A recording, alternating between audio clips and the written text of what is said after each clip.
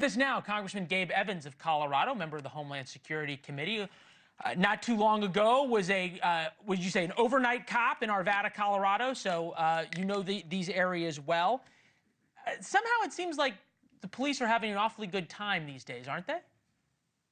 Well, in Colorado, federal law enforcement agencies like DEA and ICE are. We saw, obviously, about 50 Trendy Aragua gang members taken down actually in my district.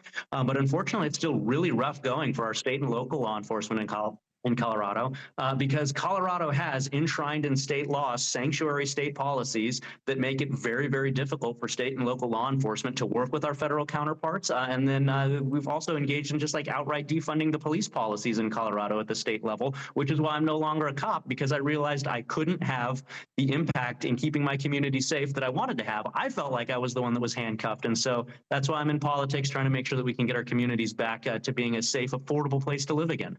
All right, so we're watching video. This is from your district, Arvada, Colorado, which was the apartment complex that had been taken over by the Venezuelan gang. The ladies on my staff noted, and I think it's worth pointing out, that Kristi Noem, this morning when she was out with ICE, fresh blowout and lip gloss before the sun came up. There is this performative nature of this, that law enforcement isn't supposed to be that, is it? Well, law enforcement has the ultimate job of keeping our communities safe. And so by making sure that we send a loud, clear message that DEA, that ICE are going to come find these criminals and make our communities safe again, that sends a message far and wide throughout our communities that makes all the other bad guys put their heads down. We've seen that in Colorado, just with a 4150 Trendy Aragua members being taken off the streets. You better believe that everybody else in Colorado is not now sending out, social media invitations to go to an abandoned property to go have a gang and drug-related festivity anymore. They're laying low, which is why we need to keep the pressure on. And you actually have noticed a difference just in a week. Say again? You've noticed actually a difference in a week. Yeah, well, just from 10 years of being a cop, I can tell you that that's the impact that's going to be felt in our communities. Taking that many gangbangers out of the street that are dealing drugs, that are running guns, that's going to have an impact. Okay, fair enough.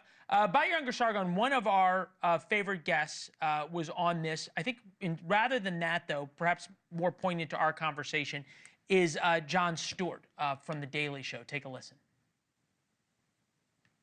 The Trump administration was clearly ready for this. It was almost as though they had some project for what they might do in 2025. And they're so emboldened, they're not even stopping on American shores.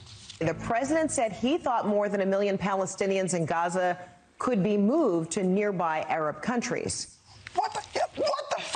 He's so emboldened, he wants to start deporting people from other people's countries. I'm wondering if that misses the point. The only reason I know about Project 2025 is because the Democrats need a straw man argument to talk about to detract from their failed policies. That's the only reason I even knew what it was. Because at the end of the day, what we have in our new Republican leadership is a laser focus on making sure that we have a secure border, making sure that we are getting rid of these violent criminals who are dealing drugs and poison in our community. Look at the death toll in Colorado.